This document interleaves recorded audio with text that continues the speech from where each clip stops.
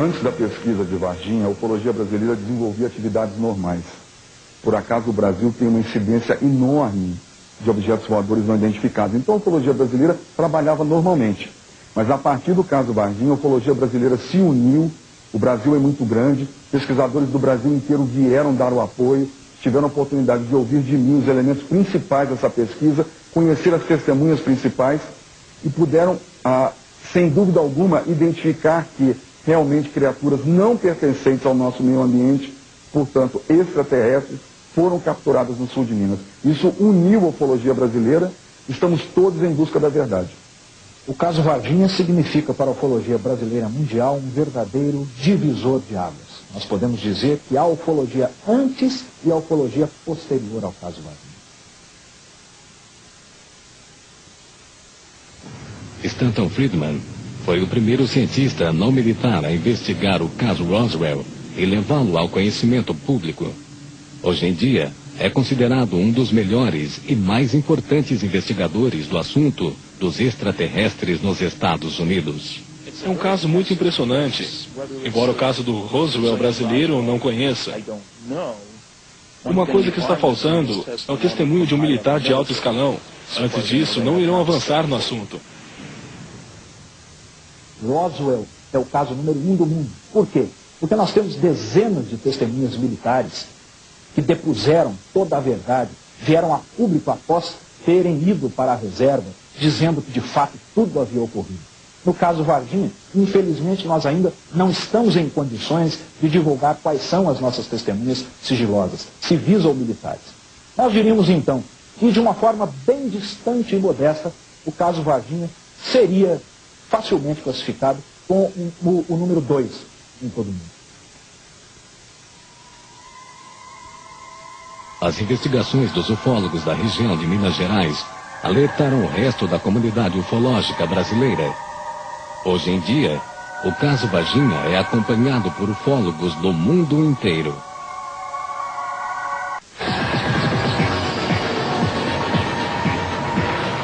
Varginha, o Roswell brasileiro.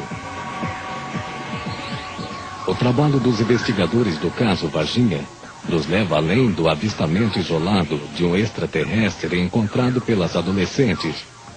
Os ufólogos acham que a história começou uma semana antes.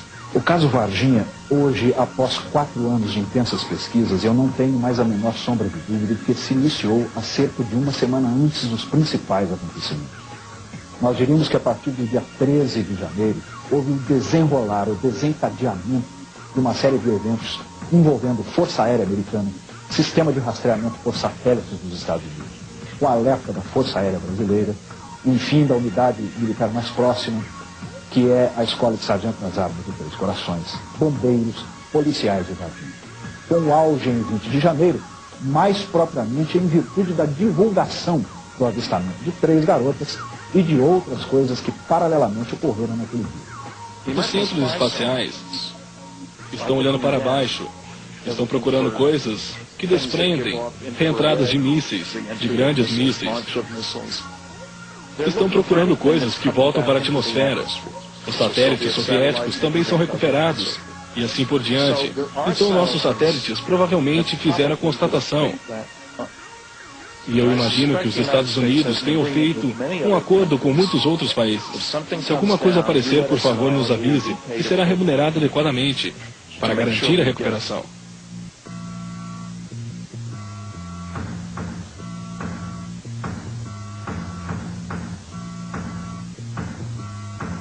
O governo brasileiro foi avisado de uma excessiva movimentação de objetos voadores não identificados nos céus do sul de Minas, com epicentro na região de Varginha, através de um alerta dado pelo sistema de rastreamento por satélites americano, provavelmente com a captação das centrais de NORAD no México.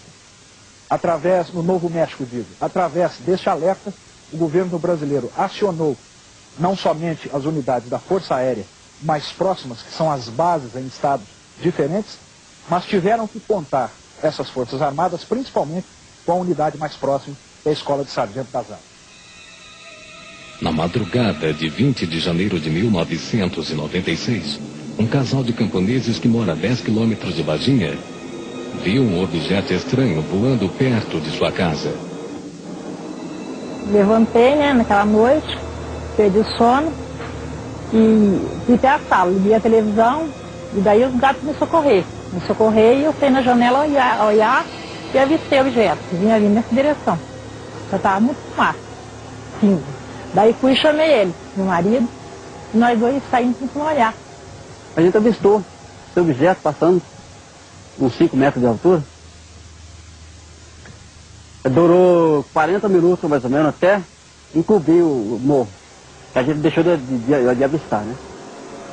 Estava voando em cima do pasto. Quando eles abriram a janela, o objeto ainda estava ali naquela ponta. 5 metros de altura do chão, a aproximadamente 25, 30 metros de distância, e veio voando. Vagarosamente, voou por 40 minutos. Isso, em termos de pesquisa ufológica, é quase uma eternidade. Muitos avistamentos não duram nem 1 minuto. O avistamento que ocorreu neste local significa para o caso Varginha um dos pontos de início da verdadeira história. Ao que tudo indica, dias antes, o casal que aqui reside, o senhor Eurico e dona Oralina, devem ter observado um dos objetos que provavelmente transportava as criaturas capturadas. Nós dizemos provavelmente porque não temos ainda dados suficientes para atrelarmos as criaturas capturadas a algum objeto voador não identificado.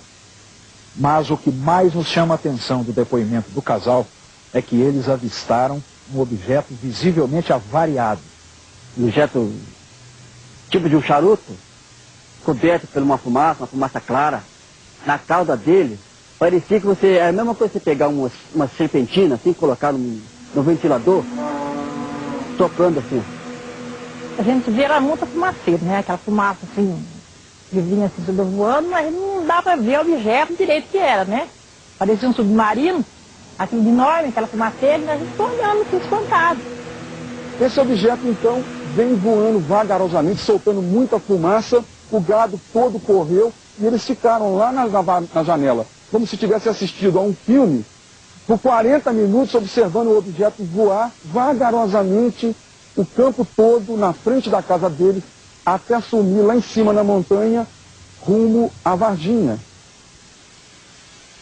A hipótese dos investigadores brasileiros é que o disco voador estava avariado e sobrevoou a área antes de cair. Naquele local, por volta de 10 horas da manhã do dia 20 de janeiro, alguns militares pertencentes ao Corpo de Bombeiros de Varginha, da 13ª Companhia do Corpo de Bombeiros, capturaram uma criatura viva. Segundo algumas testemunhas da região, a criatura foi capturada com redes pelos bombeiros.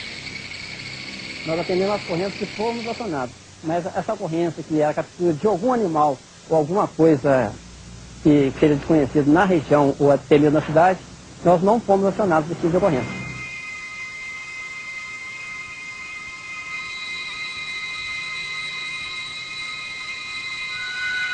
Não vimos a criatura, não a conhecemos, certo? A pessoa que, segundo informações, que teria visto a tal criatura no local, nós nunca tivemos contatos pessoais com essas pessoas, seria 3 meninas, ou 2 meninas e a mãe, certo? Eu diria aos senhores que o capitão Alvarenga está faltando com a verdade. Ele é um profissional, está instruído pelos militares da Escola de Sargento das Armas a não falar a verdade. Essa equipe nega que esteve no bairro Jardim Andere, onde essas criaturas foram capturadas no dia 20 de janeiro. Porém, nós temos testemunhas, inclusive aqui de dentro mesmo, que já nos relataram como eles trabalharam, como eles fizeram.